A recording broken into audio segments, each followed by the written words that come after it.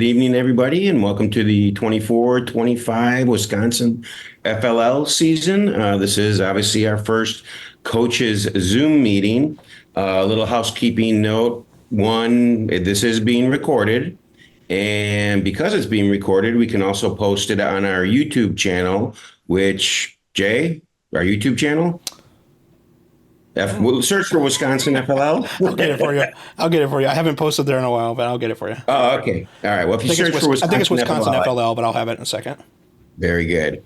So again, I'm Craig Peterman. I'm a volunteer for BadgerBots Robotics out of Madison, Wisconsin, and we coordinate the FLL program for the state of Wisconsin. I'm lucky enough to have Jay Church here, at least on my screen, my left. He is one of our two head referees. And then on my right is Brian Farrell, one of our head judges. And then Brian Hicks is also a head judge for us who's joining us this evening.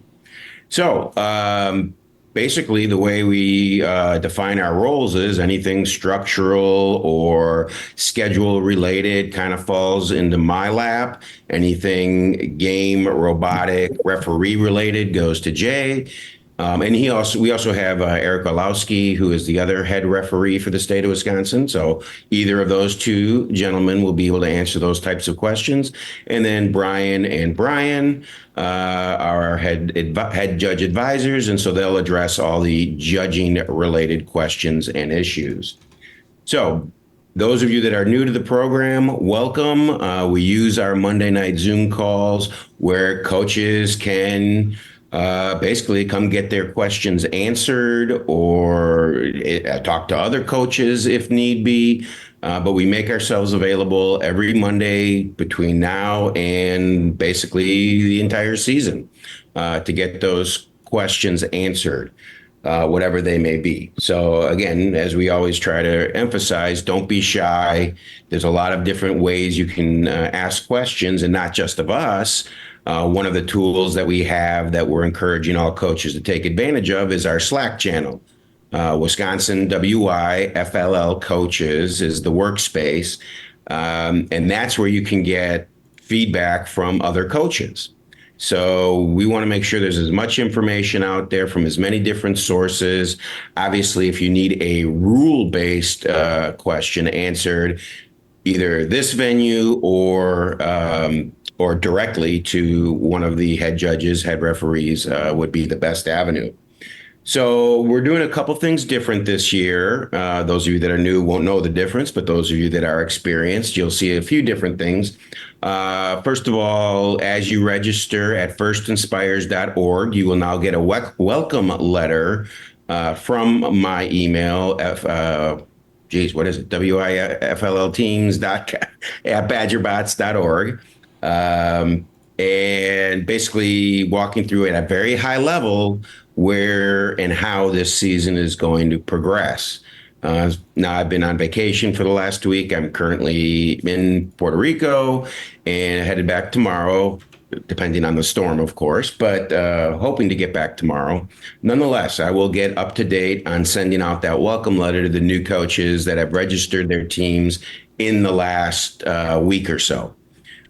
Typically, I'll do that on Sundays. So if you don't get it right away, give me a few days to get that out to you. In that letter, it's going to walk through some of the high level points of emphasis for this particular season. And a lot of these points of emphasis are because of what we learned last season.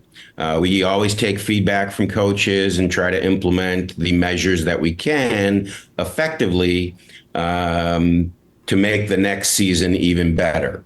So just real quickly, as I mentioned earlier, the resources that are available to all coaches, you've got the coaches call Monday nights. We've got the Slack workspace, firstinspires.org. There's a resources page, which is not exactly the easiest to find, but in the welcome letter, there's actually a menu-driven process to get there.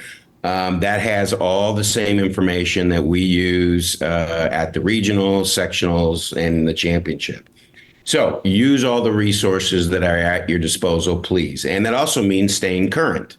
There will be, a periodic change here and there over the course of the season. We will do our best to communicate it via the newsletter and the Zoom call and so on and so forth. But that's, of course, on the coaches to stay current with those particular changes. The second point of emphasis, and I think Brian Farrell will dig deeper into this tonight, but this is a participant kid-driven program. And last year we did run into let's just say more instances than we care to deal with, where coaches got a little bit too involved with the actual output of the kids. So we want to make sure everybody's on the same playing field, that the kids are doing the work, because let's face it, it's their program, it's for their development. We're going to be emphasizing that all season long. And one other item that we will be emphasizing is core values. Obviously, it's 25% of the program. It's one of the key drivers of what makes FIRST programs different. But what I wanted to bring up is that, everybody knows, or not everybody, I should say, those that have been to regionals before or other tournaments, 25% of the scoring is core value related, but it's pretty much has been driven by what goes on in the 30-minute presentation. What we're going to try and do is open it up so that people can talk about, I hate the word report, but let's just say recognize other teams that are exhibiting core values in the pits, in the hallways, anywhere, that are doing really great things, and then have an opportunity. Sometimes we see things that are happening that shouldn't be happening, and we want to make sure that we are exhibiting core values throughout the entire season, and certainly at any regional, sectional, and championship tournament. Speaking of regional sectionals, for those of you, again, that are new, we will have 10 or 11, possibly 12 regional tournaments. The optimal size is 24 teams, but depending on the needs and preferences of teams, we may make some tournaments bigger, some will be smaller, but the average is going to be roughly 24 teams. From those regionals, roughly a third, 30 to 33%, will advance to a sectional tournament. And then those tournaments, we're probably going to have 3 of them, depending on the number of teams that sign up for a regional. But assuming we still have 3, go through the same process. They'll compete again in mid-December. And then roughly the top 30%, 33% will move on to the championship, which we will have in January. The schedule is 90% done. So as soon as it's 100% done, we will publish it both at badgerbots.org. All the tournaments will be registered at firstinspires.org, and we'll publish it in the newsletter. So once again, we're trying all different kinds of avenues to communicate all these great things that are happening. So that's basically it for my introductory comments today. Obviously the game was released last week. Some teams have been putting their sets together. There's already some issues, but we will work through them as the season progresses. I will hand the mic over. Are there any questions from coaches? Anybody else on the call? For me, I should say. If not, I will pass the torch to Mr. Jay Church, one of our 2 head referees. Hey guys, welcome back to the season. Welcome to the season if you're new. I'm glad to have you here with us. We will go through some of any questions that you have for the rules. I'll give you guys a caveat here. The head referees have not had a meeting yet, so anything that may require some technical discussion, you're free to ask, but I may or may not say, I'm going to defer until we talk about that issue. There'll obviously be some questions that, it shouldn't be a problem. It should be a, quick, just look at the rule book and make sure we know what we're talking about. But if I can't answer your question, typically I will try to get back with you on the Slack channel with an answer, or we will definitely update this video or the next week's video will have your answer for you, hopefully. So that being said, I guess one thing we can address for new teams specifically, or teams that may be building new tables, the suggested height limit or the height on table builds, they have in the manual to be 24 inches. Our tables do sit at about 29.5 to 30 inches. So if you're brand new, you're building your tables, folding tables, the 6 foot, the 8 foot tables, a lot of the 4 foot tables do sit at 29 inches, as well as most of the sawhorses that you can buy off the shelf, they sit at 29 inches. So that's what we use. So 29 inches would be our sawhorse height, and I think we're at just about 30 inches at the deck height. So if you want to match what we have, that's what you should build to. You can certainly build to 24 inches. It just might be a little bit more comfortable transition for when you get to tournament if you kind of go to what we have, but that's purely up to you. So any questions that you guys might have right away? Sorry, are we raising it? Okay, sorry. Okay. So I have a specific game board question. I see it's like popping up all over on the FLL Share and Learn Facebook page as well. The coral mission for us, we cannot for the life of us figure out how to build this thing correctly. So I was hoping that maybe somebody on the call might have a side picture, either side picture, as well as any insight onto maybe a video of how this thing actually actuates. That would be helpful. And so you're talking about the number 1 mission, the coral nursery structure? You push it down and it flips some coral over. No, not that one. Here, let me go down to the basement and I'll take a picture of it and I'll put it in the section. No, I was just looking online at the picture to make sure we're yeah, not the first one. The first one's fine. It's the one that is. Hold on, I'm walking down to the basement. It is the one that is in the back of the board, next to the shark, with the green actuators, green and yellow.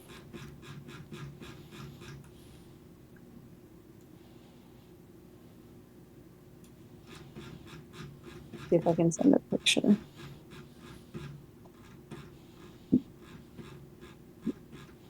Do it.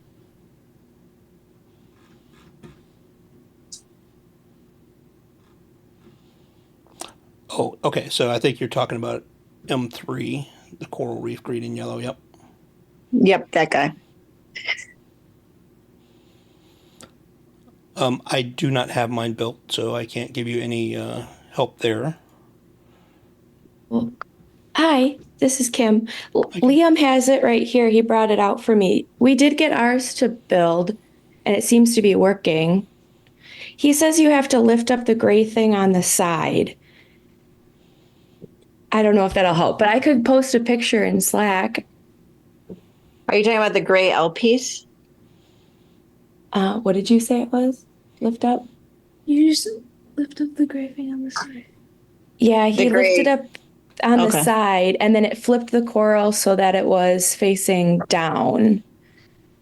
So that the flat side was facing out towards, like, away from the model. Huh. And okay, ours doesn't actually flip over at all. Okay. Ours is always facing up. So that's why I think ours is built incorrectly.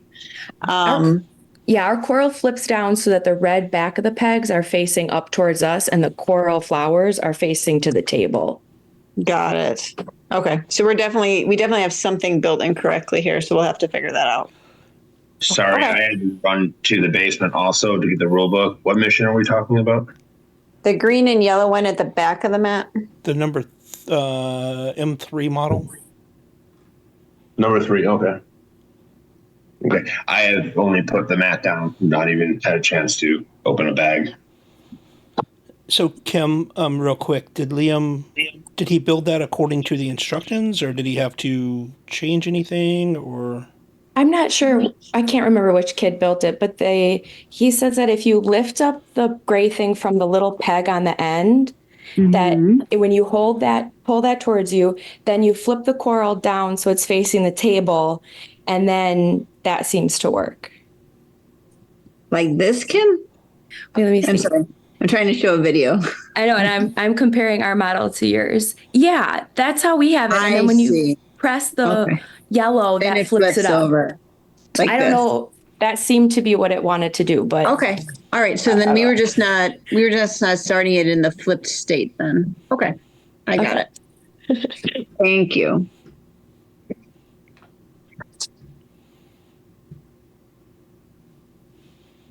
our kids did have a question about number 10, the send over the submersible. They were wondering if, since there's those arrows on the mat that show that it could be placed in different areas, they were wondering if when they go to competition, if they'll know ahead of time what it's lining up to, or if they should plan for not knowing. That's a tricky one. So the arrows on the mat are built for the variables in the tables, because the tables can be plus or minus quarter inch, either one. So they have this area on the mat where it's required to move it out of a specific spot to line it up. Once we get a mat down on our tables, we do have center lines on our tables, and our tables are pretty accurately built. So I'll be able to get a picture of how we should be setting it. So our tables are built with 2x3 standard lumber, 2x3, not dimensional lumber. So 2x3 walls. And I think we're right at 48 inch on the outside.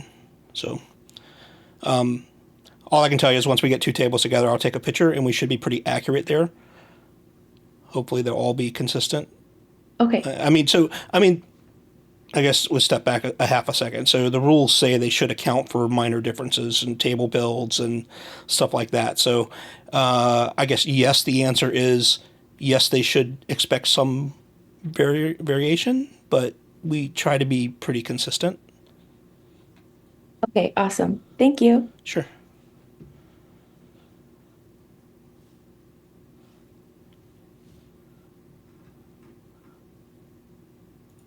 So I was just looking through Slack. Somebody had a question about how to start how to launch. If you could start the robot, put something on the robot, touching the robot, and then, as a timer, and then it goes. So if you're putting something on the robot and touching the robot, you have to restart the robot. It has to launch. It has to be an autonomous launch. So they were asking about like a timer. They could lower an arm, put something on, touching the robot, and then it launches. So if you're touching the robot, it's you have to relaunch the robot by rule. So I just want to do that one.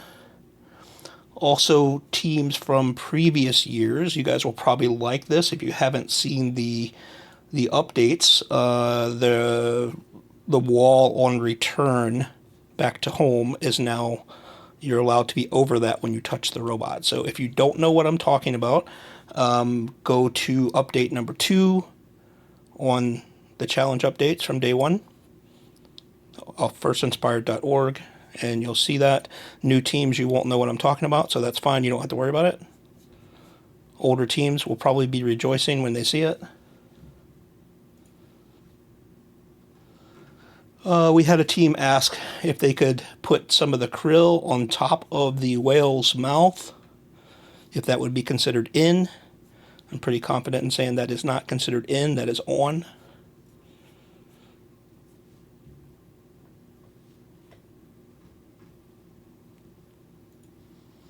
And I think that's about all of the questions I've had asked directly. Jen, do you mind if I share the questions that you guys had?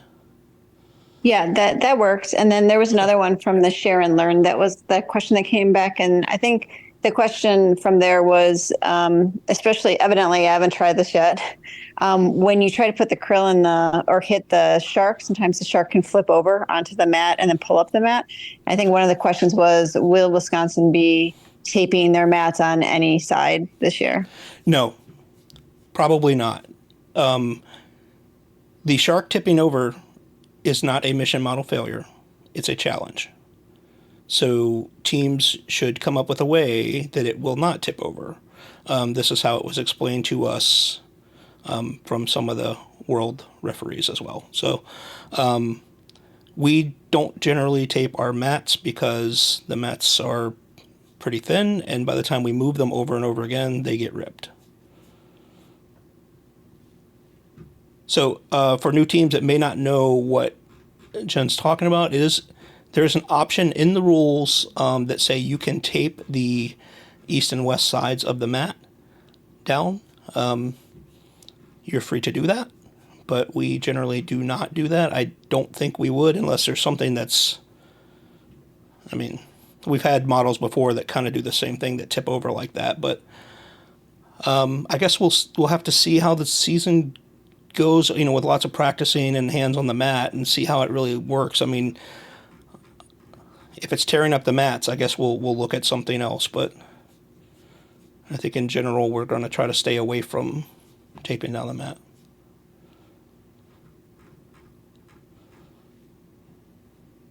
There was one thing else that I saw as well.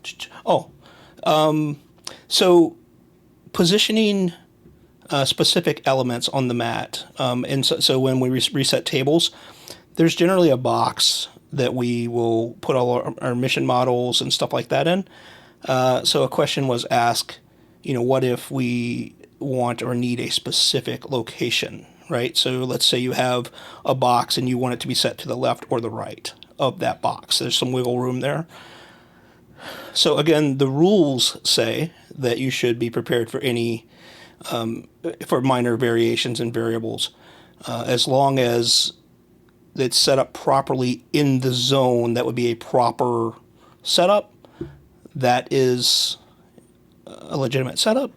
Most of the time, the referees, if you ask nicely, very politely, can we move that over? And you're not asking it to be set in a scoring, to make scoring easier, generally we'll do it. But as long as it's set up in the correct scoring or setup box, it is technically set up correctly. So if you get someone that does not do it, they're not wrong. So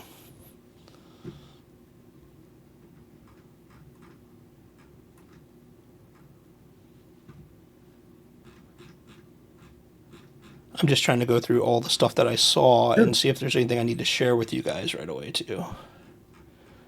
Well, we have many more Monday Zoom meetings to go. Yeah, I know. So we don't have to go through them all tonight. Although that conversation did bring up 2 points that I wanted to make, just in general with regards to the Zoom meetings. One is the last couple of years we've had a kids Zoom meeting where the kids can come in and ask questions, and it's actually been really cool. Obviously, we want parents to give their permission, and we don't record that particular session, but nonetheless, there will be an opportunity for the kids to participate in these meetings before the regionals. I believe we scheduled it the last couple of years. Secondly, those of you that are also Explore coaches, we also are going to work in a couple Explore Zoom meetings as well to get that program going. So pay attention to the newsletter because we'll specify what the specific Zoom meeting is about.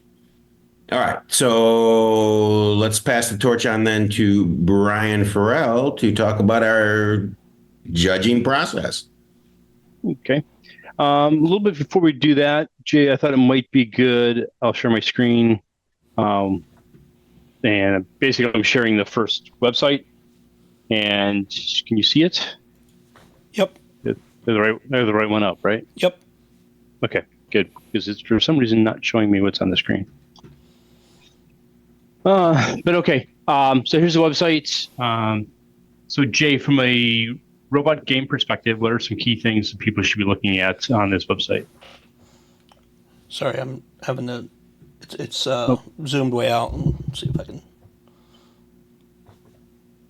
Like that? Is that better? There we go. Yeah, so challenge updates and clarifications, definitely. The robot game rulebook. I haven't seen the interactive version yet.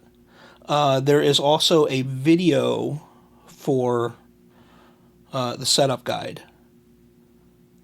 So if you scroll down, why does yours look different than mine? Are you looking at this? Yes. Okay. So how I got to there, this is first. Okay, first of all, let's just start our navigation over from the beginning. Okay. First website, programs, first Lego League game and season, and then challenge season materials, because we're talking about the FLL challenge. And kind of, as Jay said, the initial things to look at. Doesn't hurt to read the welcome letter. Team meeting guide and engineering notebook are great for coaches. Great resources. It also has stuff for the innovation project in there. The robot game rulebook Jay talked about, the challenge update, some clarifications. And then when you get onto the mission model building instructions, it brings you over to this page here. This page here. And there's a lot of other resources. So I'm looking specifically for the field setup video. There it is in the middle. So you guys will want that. For teams returning that have seen the rulebook, you will notice that it's no longer in the rulebook where how things are set up. It's actually, you watch this video and they will be putting out a reference guide as well. So they will be putting out a PDF or something. So people setting up tables at tournaments and stuff don't have to watch a video every time to set up. So one thing to point out with setting up, though, is there'll be some what's called dual lock. It's kind of like those, tan squares or whatever of material that are on a backed paper that you pull up. They're sticky backed, and those end up getting put on some of the mission models and the mat. So if you need to follow those instructions to make sure that the field gets set up correctly. Oh, sorry to jump back in here, but in the updates there is a one model placement that directly has dual lock in an incorrect location. So there's an update that shows you the correct location, the very last one there. So update 1, mission 1, Coral Nursery. So just make sure you're following that when putting your table together.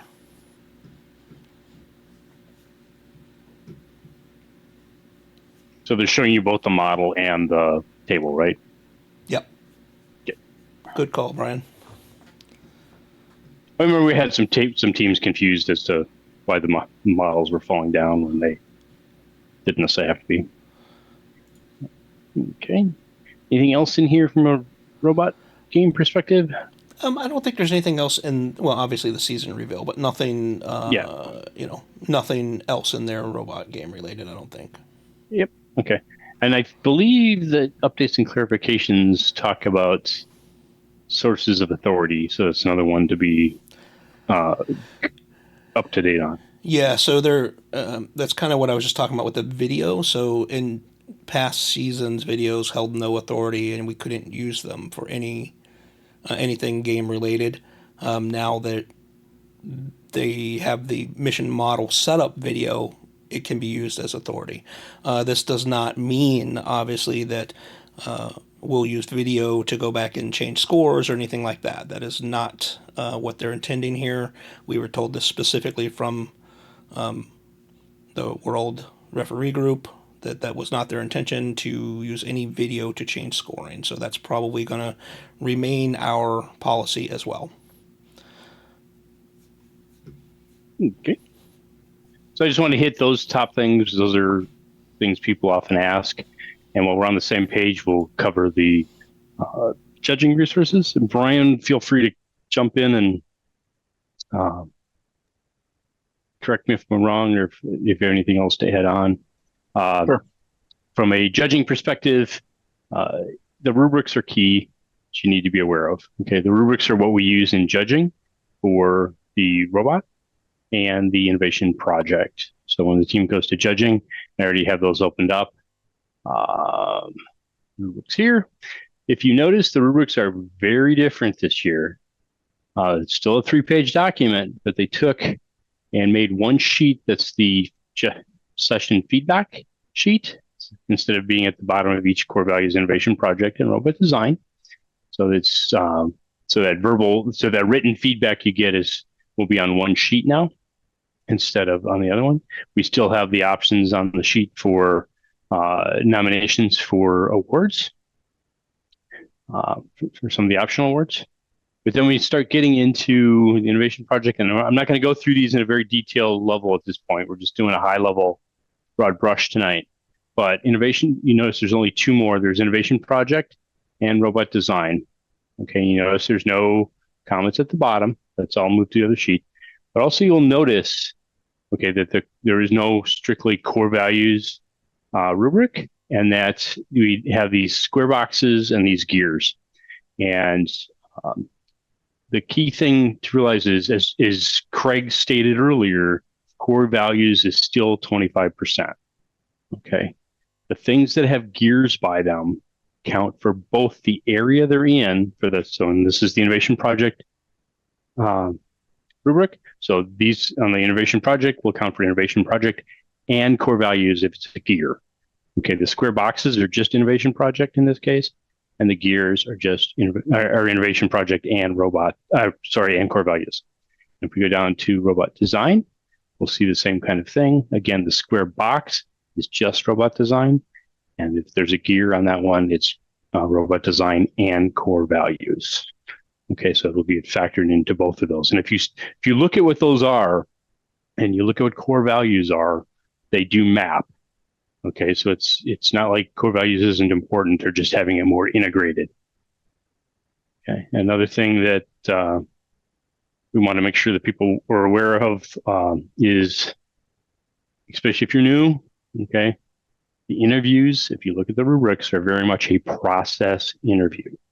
Okay, the judges, yeah, they want to know the cool stuff the kids learn, but it's really around, if you look at the question or the lines on it, it's really about process.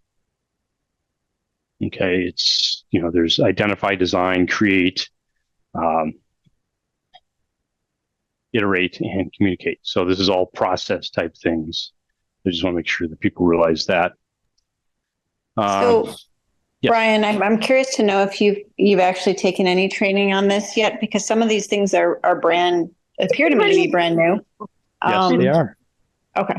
So, and as usual, I'm sure FIRST doesn't give any guidance about what a coding resource might be that they would accept as being acceptable.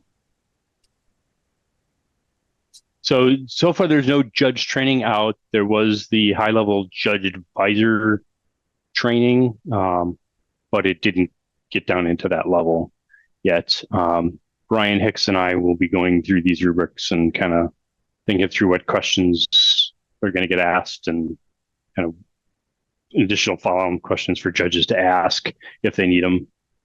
So we'll be thinking through that a little bit deeper as we go. Okay. We haven't had time to assimilate it either yet. No, I get it.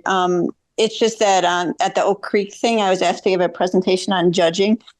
So to help other new coaches. And so if you guys had any insight that I could maybe leverage as part of that discussion, or maybe I'll just bounce off of you what I put together so it's not in conflict for what you guys have seen, that would probably be a good thing for me to do. The Oak Creek one that you're talking about, what is the date of that? 21st. Okay. I'll be talking with Elijah and all that too. Brian and I might be presenting there also because of some of these significant changes. So hopefully that will help out also. Okay, I'll put the three of us on chat and see what he wants to do then. Kind of, we're proposing as and if it's covered in yours, that's fine. But we're thinking of what happened to my rubrics. Yeah, exactly. Type session. Okay. Mm-hmm. And then the other thing, from a rubrics perspective or innovation project, is remember you're supposed to identify and research a problem to solve. If last year was your first year as a coach or as a team, it was much looser on how that was. This year, we're going back to the more traditional identify and research a problem. Okay. And then you're actually supposed to provide a solution or improve an existing one. Okay. So Now, you always give the example in this case is we're not looking for something you can go to Walmart and get as the solution. Don't, pick up and champion that. You really should be finding a problem that exists and coming up with a solution, a brand new solution or a new and improved one, and kind of think about, if someone were to ask you what's innovative about it, okay, it'd be kind of one of the things you want to be able to have that elevator answer to.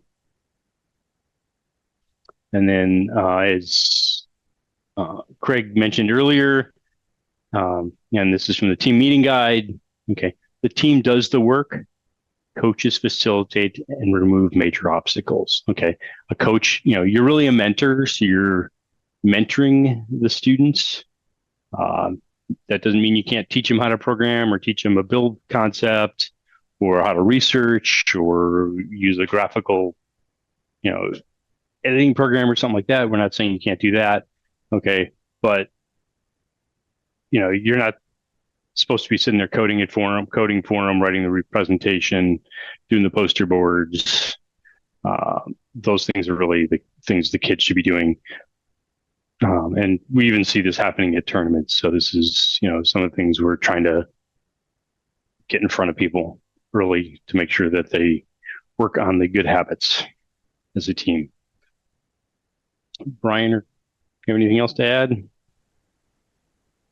I would just say, we're not saying don't proofread or suggestions.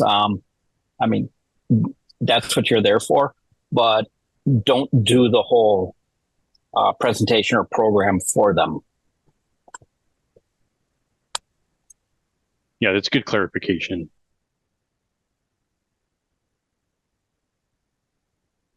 Craig, do you have anything to follow up on that? The only thing I was going to add is that during these Zoom sessions between now and the first regional, we're actually going to be a little bit more proactive going through the rubrics, maybe take 2 or 3 on one specific Zoom meeting. And again, it's not about giving answers because we can't give answers. Brian certainly couldn't because it's going to be up to the judges. But we want to get as much clarification out there on them as possible. Last 2 seasons, everybody had questions about judging after their team was judged.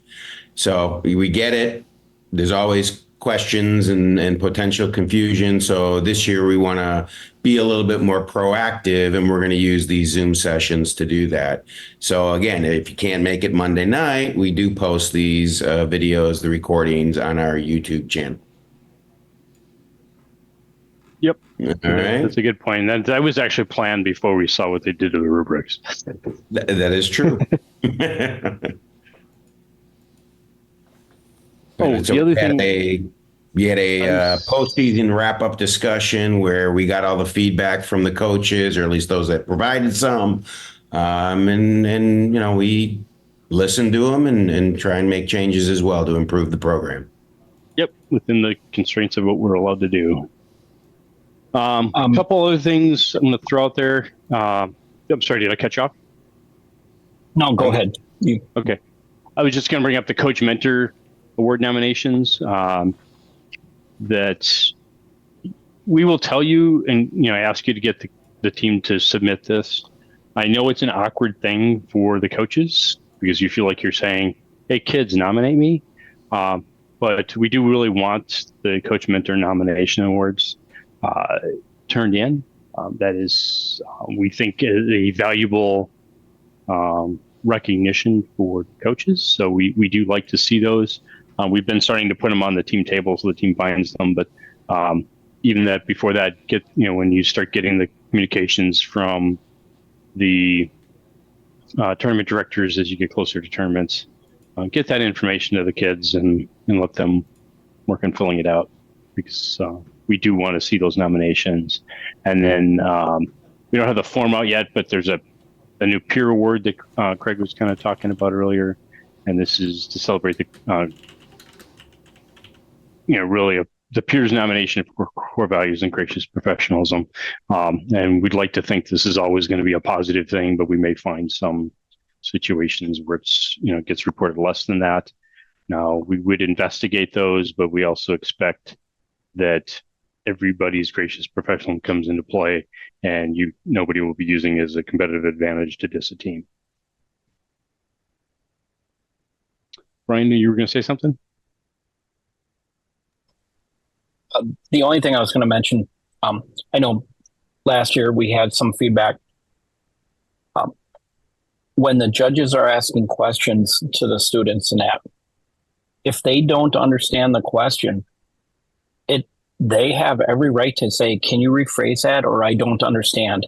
The judges are really there to try and get as much information out of the students so that, they can learn also. We're there because we like to see what the kids have come up with. So if they really didn't understand a question, mention it to them. They can ask the judges questions too, or say, I didn't quite understand. Can you rephrase? So. And the judges look for, when they seem like they don't know. But again, to Brian's point, that kids can always say, we don't understand, or you rephrase it.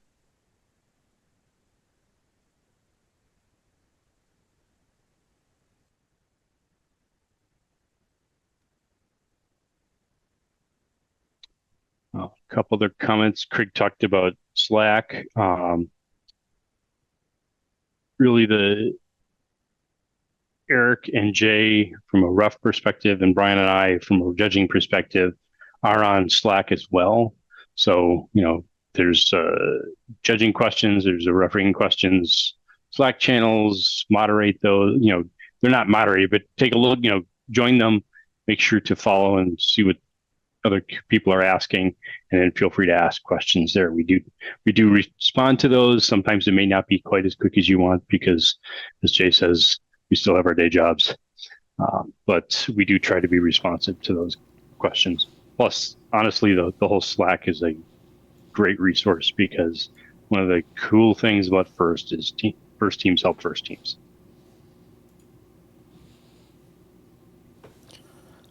One more thing I do have before we let everybody go.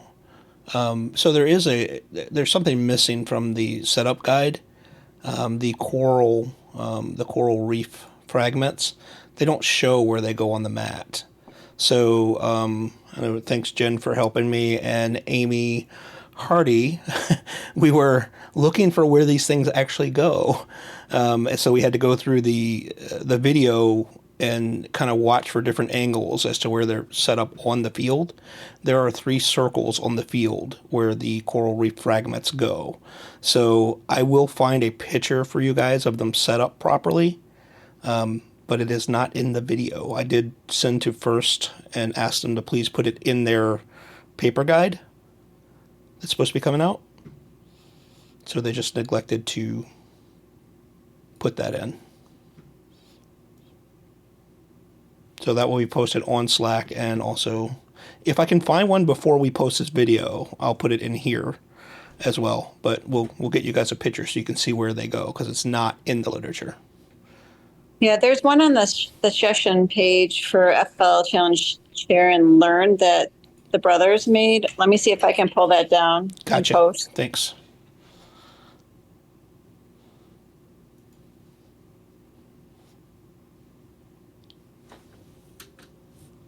So that request is into FIRST to please, when they do their, if they've already done it, they may not fix it, but I hope they do.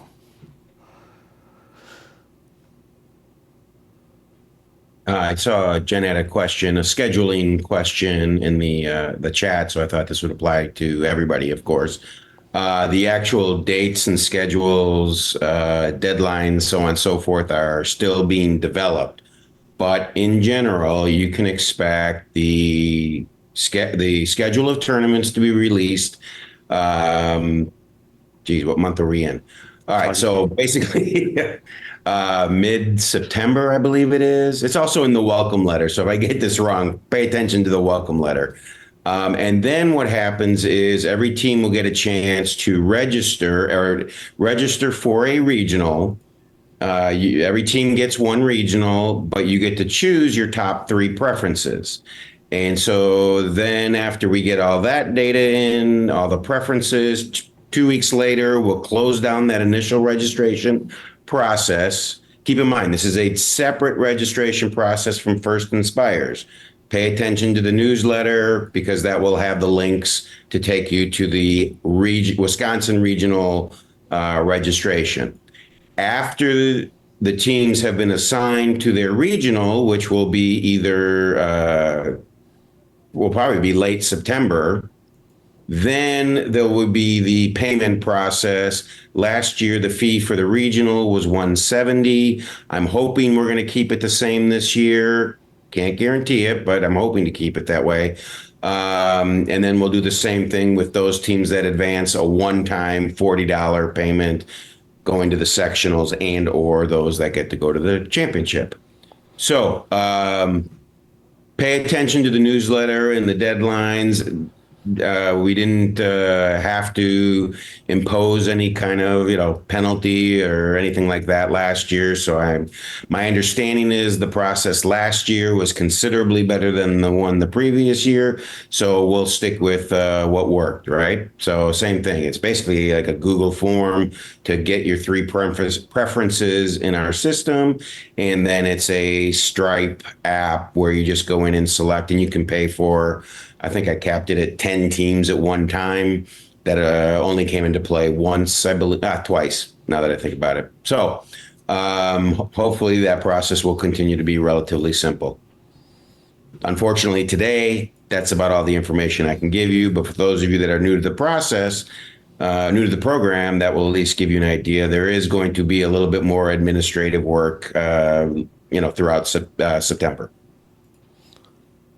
Hey, Brian. Last year, just to give you an idea, I was going to say last year, 90% of the teams got their first preference. That's basically due to we have a lot of great tournament directors throughout the state who have enough capacity. So we do our best to match it up. The only time that it really came into play was when one school wanted all 7 or 8 of their teams at the same tournament. And well, then that kind of limits the tournaments that those 8 teams can go to. So hopefully that will continue to be the case.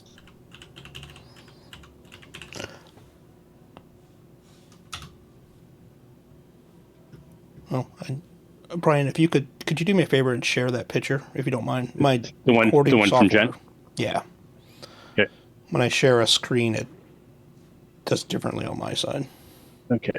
Let me Yep. get up to the point of sharing it. Thanks for finding that, Jen. Yeah, it's not an official picture, but it's correct. Yeah, it's correct. Yeah. So we had to, in order to find this, Jen and Amy and I watched the video numerous times to see the different angles and try to piece together where they were on the field. So That's what you wanted, right? yeah, could you zoom in on it? Can you see the red circles? That's what we're. So these are the coral reef fragments Hold on. where they start.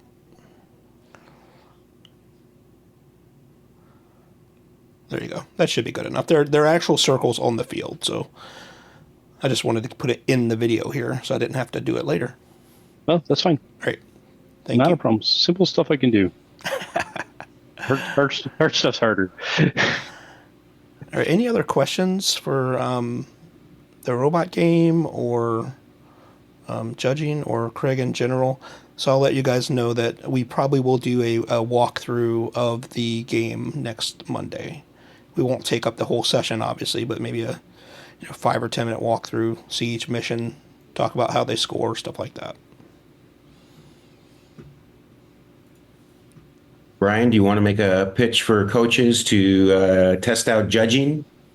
Actually, I was going to do that. So a couple things. One is, Craig talked about the list of tournaments coming out fairly soon. And when those come out, take a look at that and figure out when your teams can make them to come up with that prioritized list. But also, one of the things, judges are all volunteers. We're a volunteer-based organization, and we always need more judges. And with that, we will train you up. We ask that you don't do it at a tournament that your team is at. We ask you to do that at a tournament that your team is not at. because really we want you there supporting your team, at a tournament where your team is. So, but it's a great experience. It helps you understand the rubrics and the process. We will explain the process. I'd be happy to explain the process to anybody. That's not a problem because it's not a secret. And you don't get the data, but you can understand the process. But as a judge, you have to go through the process in a room. You judge teams. We'll put you with other experienced judges. You can learn. It is just a good resource. Jen, I'm going to tap you a little bit to say that, whether you think it's valuable or not, because you're a coach and a judge. No, it's phenomenal. I mean, honestly, we spent a lot of time just refereeing. Barry's referee, and I was judging during COVID. And I can say that 1 year was the fundamental difference in all the following years, because we kind of understood the robot game more in depth, and we also understood, the different ways that the kids could communicate effectively. So I think it's great. And then for me, it's been a great opportunity to give back to the FIRST community. So it's been a nice opportunity to give back to what the community has given my kids so much, and now they're volunteering too. So it's been a really good experience for us in general, and it doesn't take that much time. I mean, it's a Saturday, and the actual judging videos that you have to watch, I mean, after a while they all look like the same thing, but I guess this year it'll be more. But it's like an hour of training, so it wasn't significant. And I know Kim, you just did, I don't know if she's still on the phone, but she did judging for the first time last year. Is she still there? And I don't think it was that much more difficult for her to get started. Do you think so, Kim? No, it wasn't difficult, and it helped a lot just to understand a bit more about how the process goes. I say the same thing basically every single call when we start asking for volunteers. The number one way to understand what judges are looking for is be one. So we need volunteers. The more volunteers we have, the better, the easier the day goes. We can, get more teams through. You understand what the judges are looking for. I coached for quite a few years. My first 2 or 3 years, I had no idea what the judges wanted. We just went into a room and we did what we thought we understood it to be. And, we weren't nearly near the higher level of teams. But once it was explained to us that this is what the judges want, and we became judges and referees, and then we can see what it is. It's just, there's nothing like it. In order to understand the game, the judging is the number one but the number one thing you can do to improve yourself as a coach. And that's coming from a referee telling you that you should judge. So. Yeah, I mean, it's a key thing. And I've had many coaches say, my team does a great job, and they do, but when you start to see the top tier teams in action as well, you understand where the bars are and what really good can look like. Now, not every judging panel gets to see a top team because they're randomized, and it's just the way it works. But you get a picture of what's out there. And I guess also, I think Brian kind of alluded to it earlier. Don't be afraid to judge. It's not, you don't have to think that, I can't judge because I'm brand new, or, I don't want to mess something up. These guys will train you. We need people to learn how to judge in order to be judges. So definitely volunteer. I mean, the training's there. It's anybody can do it. It's meant to be volunteers. It's not a paid position, so you can judge. Yeah.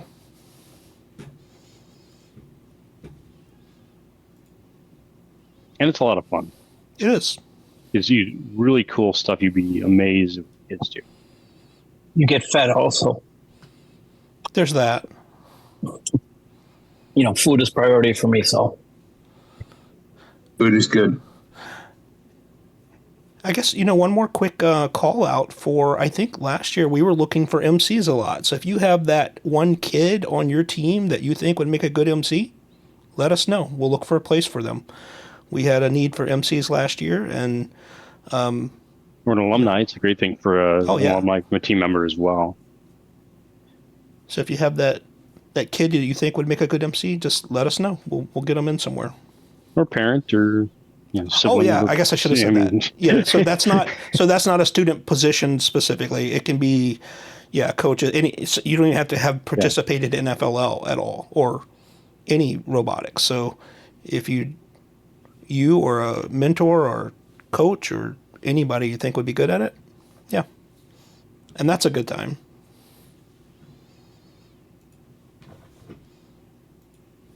All right. Anything else from anyone? I did have a quick question. I only have laid down the mat. It's shorter than last year by about a quarter inch on each side. Okay.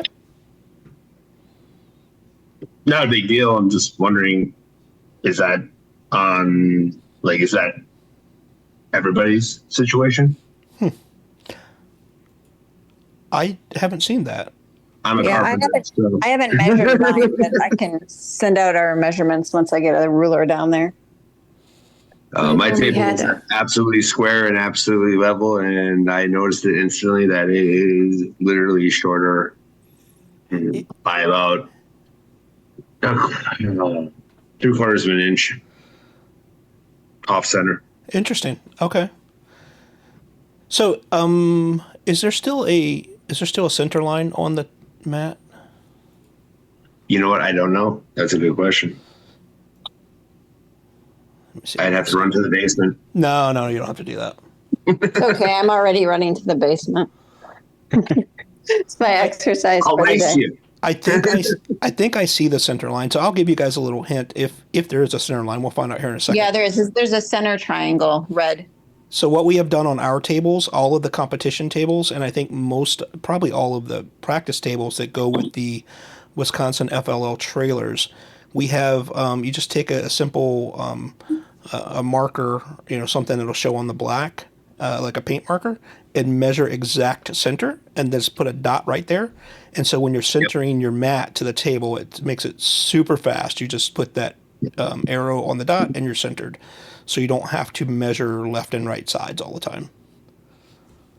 That's interesting, Michael. I'll have to I'll put that mat on top of last year's mat, and I'm curious now. It seems like they've been making these mats shorter and shorter as we go. They used to cover the whole field, and then they had one home side, and now two, and now they're making it shorter. So with last year's 2 home sides, I put marks on my table, and my table is perfectly square and level. And I noticed it instantly that the lines, it is shorter. Interesting. Okay. No, it's definitely shorter because I can see where we had the tape on our table last year, and it's definitely different. I got 78 and a quarter inch across, but I don't know if that's correct or not because my ruler keeps moving. Well, the benefit is we have a bigger launching zone. I was just getting ready to say that. Yeah, that's true. Well, a bigger home area, rather. Well, home, yes, sorry, yeah. Yes. Yeah, bigger home. I was literally getting ready to say that. So, see, they made it easier for you, not harder. Well, I didn't say it was harder. I just.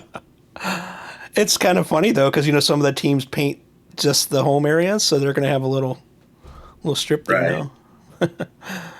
All right. Well, good catch on that. We'll have to make sure we share that information. Sounds good.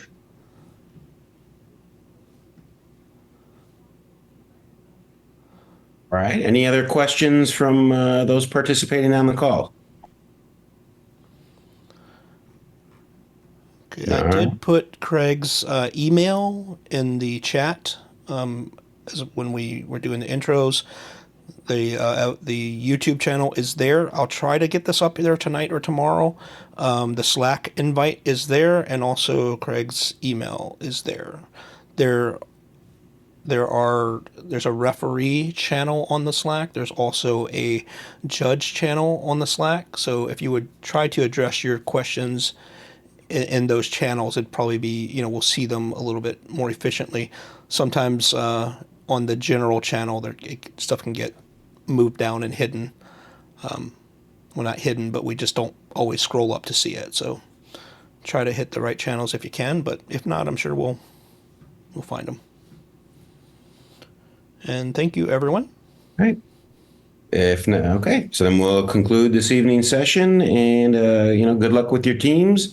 We'll be back online next Monday, 6:30.